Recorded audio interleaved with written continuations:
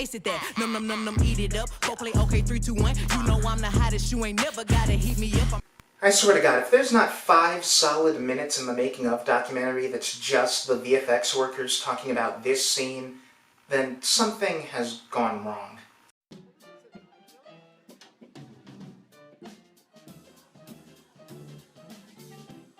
I did a lot of talking about Jen as a character in previous videos, but I feel as though I've really undersold Tatiana Maslany as a performer. She kills it in every scene, and even when there aren't really jokes that hit, she's got such a compelling comedic presence as an actress that it kinda tides me over through every episode.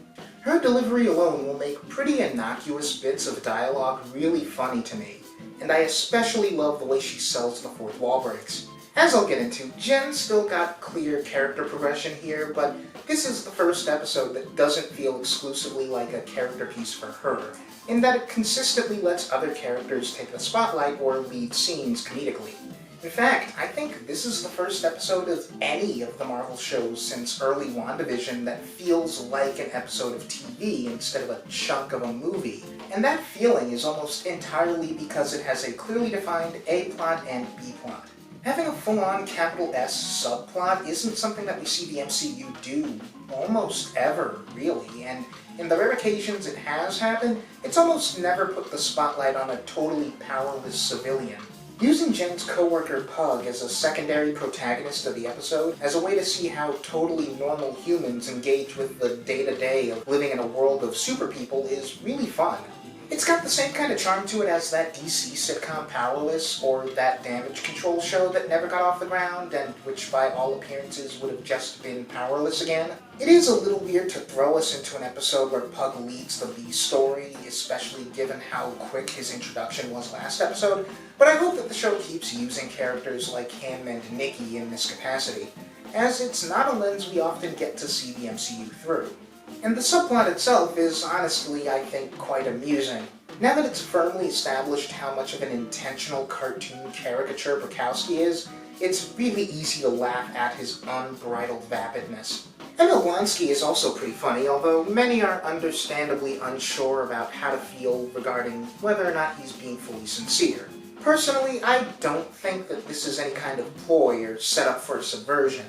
Yeah, Blonsky's dialogue lays it on a bit thick, and he comes off kinda sleazy, but given how the MCU generally operates, anything potentially nefarious about Blonsky and his current setup will either be revealed in this show or not at all.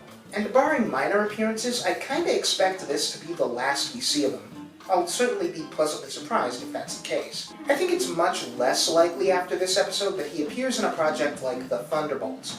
And even if he does, I expect it'll be in a different capacity to what one might expect. Wong's here too, and it tickles me how obviously he'd rather be anywhere else. I swear, the funniest things about his appearance here is just how eager he is to leave the room when he's talking to Jen, or his instant dip after incriminating himself during a parole hearing.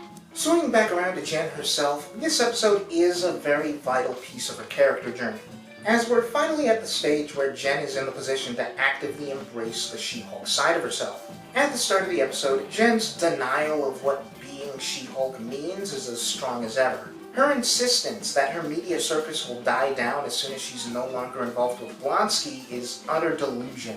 But it's ironically Blonsky himself who helps her realize it's better to exercise some control over that narrative rather than just hope it goes away. Blonsky is a guy who's comfortable accepting his abomination side as part of himself. He actively volunteers to demonstrate his control over the transformation, and he's incidentally a guy with a surprising amount of control over his personal narrative and how others see him, at least when they're face to face. Convincing everyone he personally knows that he's totally rehabilitated isn't quite the same as guiding how he's viewed in media, but either way, he's pointedly a foil for Jen, who's only just starting to get comfortable in She-Hulk shoes. This applies to both of the media and to the fight at the end of the episode. And I will say, as far as complaints go, while I love the idea of the Wrecking Crew as guys with Asgardian construction equipment, and am eager to see who their boss is, the fight itself is very poorly edited.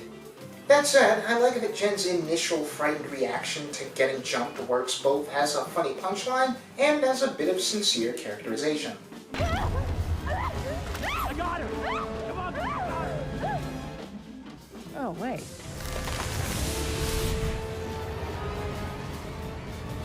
This is the moment she really starts to view She-Hulk as a persona and source of meaningful power distinct from Jennifer Walters, rather than just an inconvenience. With the thought process she starts the scene with, it actually makes a ton of sense that her gut reaction would be genuine fear for her life. This 2-second gag is the first time that Jen transforms in a way that's not involuntary or at someone else's behest, and it's the first inkling that she views her powers as empowering. I feel like episode 3 is the first of the show that really gives us the series that we were promised in marketing.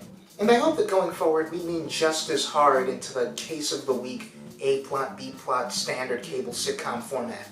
It's something that I think really works, and makes She-Hulk feel unique in the genre. But that said, what did you think? Did you like this episode? Did you like this video? If so, like, comment, subscribe, share it around, etc., and I'll see you in the future.